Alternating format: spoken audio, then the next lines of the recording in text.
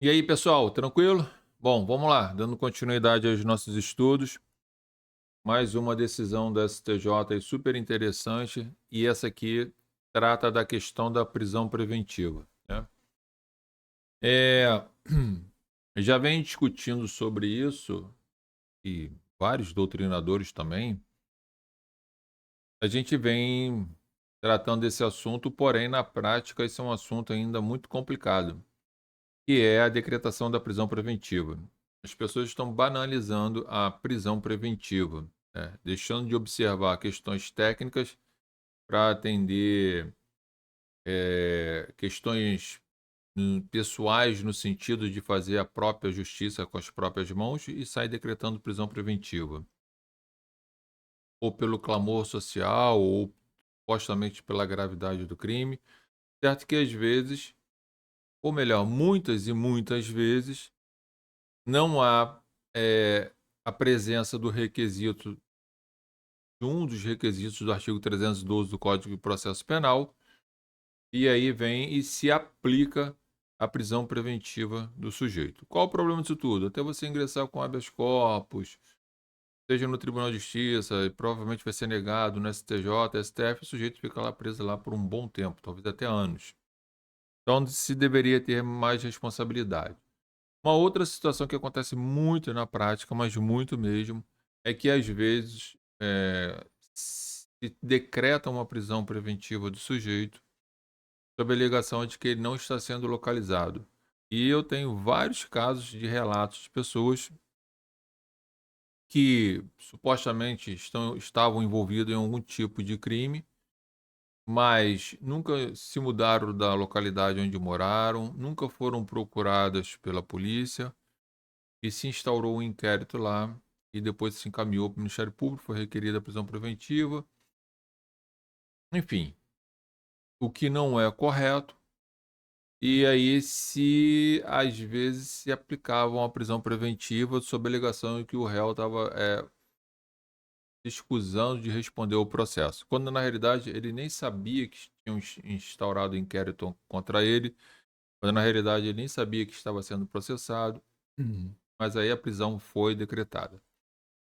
E aí, a gente tem aquela ideia do artigo 366 do Código de Processo Penal, que fala que quando o sujeito estiver sendo processado e aí a justiça tenta localizá-lo e não consegue, se suspende o prazo prescricional lá do crime, ok? Do processo, melhor dizendo. E aí o processo ficaria parado pelo prazo necessário da suspensão e depois pelo prazo necessário da prescrição, que é o caso concreto lá. O problema é que o artigo 366, por muitas vezes as pessoas, quando a gente fala pessoas, em regra os magistrados, ignoram a lei e querem fazer o direito processual penal do seu jeito, o que não é coerente, o que não é legal. E aí o STJ tem aqui um julgado. A prisão preventiva não pode ser decretada apenas com base na falta de localização do réu. A quinta turma do Superior Tribunal de Justiça reafirmou o entendimento de que a prisão preventiva do réu não pode ser decretada apenas com fundamento no fato de ele não ter sido localizado, sem a demonstração de outros elementos que justifiquem a medida. Que outros elementos são esses? São os elementos do artigo 312 do Código de Processo Civil, Processo Penal. Se nenhum daqueles elementos estiverem presentes ali, não há por que decretar a prisão preventiva. Tem que suspender o processo, prazo prescricional, para depois voltar a correr o prazo prescricional. É o 366 que tem que ser aplicado lá. Mas não decretar a prisão preventiva com a alegação única e exclusivamente que se tentou localizar o sujeito, não se conseguiu, e supostamente ele estaria se escusando de responder o processo de uma eventual condenação e cumprimento de pena, o que é um absurdo, né? Continua lá. A posição foi reforçada pelo colegiado ao revogar a prisão preventiva decretada em processo, no qual o réu foi citado por edital, já que não havia sido encontrado para citação pessoal. E digo, muitas vezes nem vão lá buscar, nem vão citá-lo. Se coloca lá e tentou localizar e não achou, e aí dá esse problema.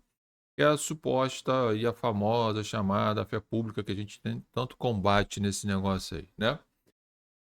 E não respondeu à acusação nem constituiu advogado, sendo considerado em local incerto.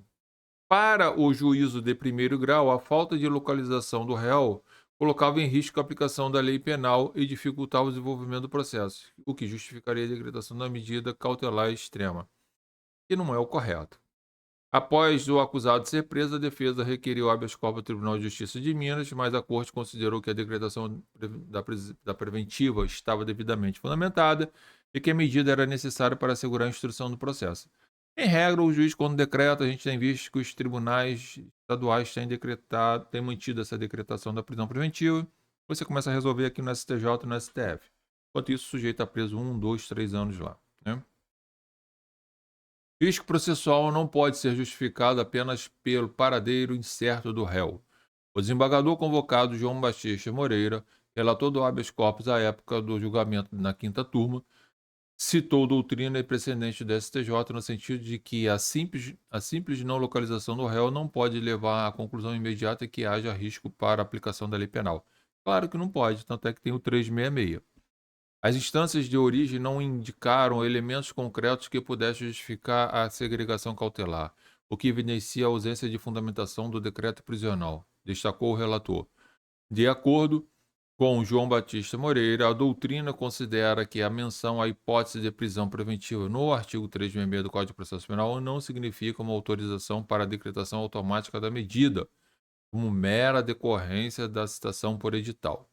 Ao revogar a prisão do réu, João Batista Moreira ressalvou a possibilidade de que haja nova decretação pelo encarceramento preventivo caso sejam apontados fatos supervenientes que o justifiquem. Claro, se o sujeito vier praticar algum outro tipo de conduta que fira um dos requisitos 312 do Código de Processo Penal, ele pode ser levado à prisão preventiva.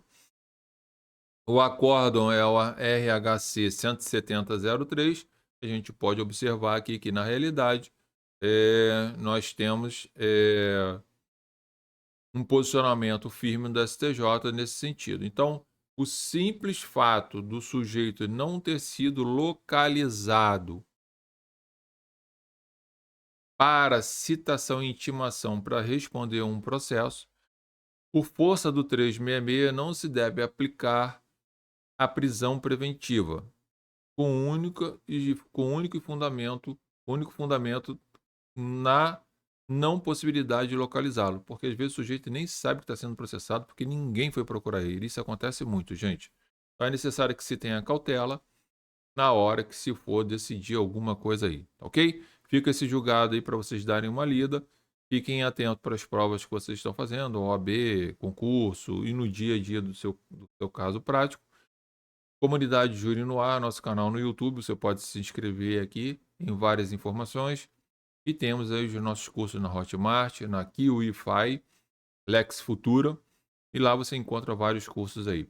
Logo a gente está retornando para trazer outras informações, manter vocês atualizados, para que vocês possam enfrentar diariamente essa correria, essa doideira que o desrespeito à lei processual penal, ao princípio da presunção de inocência, legalidade, por aí vai, sob o manto da interpretação. As pessoas interpretam a lei da forma como quer e prejudicam os outros que não deveriam ser prejudicados.